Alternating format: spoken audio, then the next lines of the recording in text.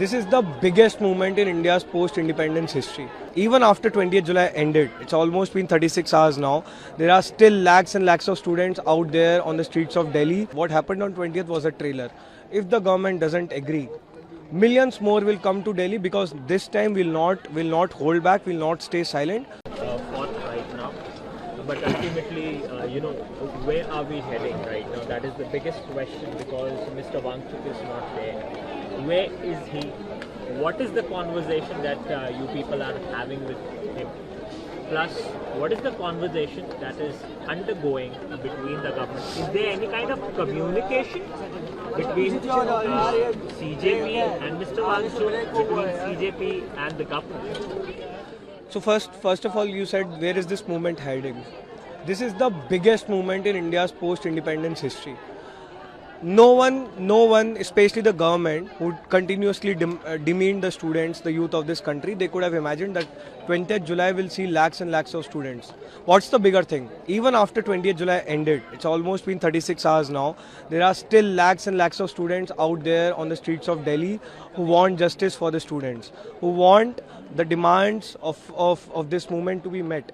And we have said this very clearly, what happened on 20th was a trailer. If the government doesn't agree, millions more will come to Delhi because this time will not hold back, will not stay silent. We have seen too much, we have witnessed too much, we have experienced too much. 20th July ko, the way the police behaved, we have seen it all now. So the government really needs to get its act together, otherwise the youth of this country is going to take them down and take them down very badly. शांत क्यों नहीं रहेंगे? हमने कब बोला शांत नहीं रहेंगे? इससे ज्यादा शांतिपूर्वक आप बताइए कौन सा आंदोलन रहा है? 31 दिन से हम लोग जंतर मंतर पर बैठे हुए हैं. आप बताइए एक एक्टिविटी ऐसी हुई हो जो शांतिप्रिय नहीं हो, जो शांतिपूर्वक नहीं हो. ये तो नैरेटिव बनाने की कोशिश की जा रही है कि हम शांत नहीं रहेंगे. हम तो शांति बनाकर रखे हैं. 31 दिन से शांति बना के रखे हैं. मार्च भी कितना शांतिपूर्वक था. सिर्फ वहीं पे जहां पर दिल्ली पुलिस ने बदतमीजी की है, बर्बरता की है, हमारे बच्चों को मारा है, वहां पर शांति भंग हुई है. इस देश का युवा बहुत ज़्यादा शांति प्रिय है, शांति से यहाँ पर बैठा हुआ है 31 दिन से, और वो बैठा रहेगा क्योंकि हम गांधी और अंबेडकर के प्रिंसिपल्स पे चलने वाले लोग हैं. इन सबके बीच एफआईआर जो है वो लॉन्च हो चुकी है. क्या आपको इसके बारे में? हमने एक बहुत क्लियरली डिमांड रखी है, कल दीपके ने उसके बारे में बात भी की थी. कोई भी प्रोटेस्टर पे किसी भी प्रकार की एफआईआर या फ्यूचर एफआईआर हम लॉन्च नहीं होने देंगे. उसके बिना ये प्रोटेस्ट खत्म नहीं होगा. जहाँ तक बात हमारी टीम की है, हमारी लीडरशिप की है, हमें किसी एफआईआर से कोई डर नहीं लगता है.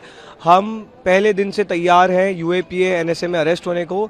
हमें पता है कि जिस देश के लिए हम लोग लड़ रहे हैं, जिस देश की व्यवस्था को सुधारने के लिए हम लोग लड़ रहे हैं, उसके लिए हमारा जेल जाना एक बहुत छोटी कीमत है. कल न केवल आपके विपक्ष का कई सारे नेता आए, उद्धव जी आए, शरद पवार जी आए, इन सबके बीच कांग्रेस पार्टी भी प्रोटेस्ट करने उतरी.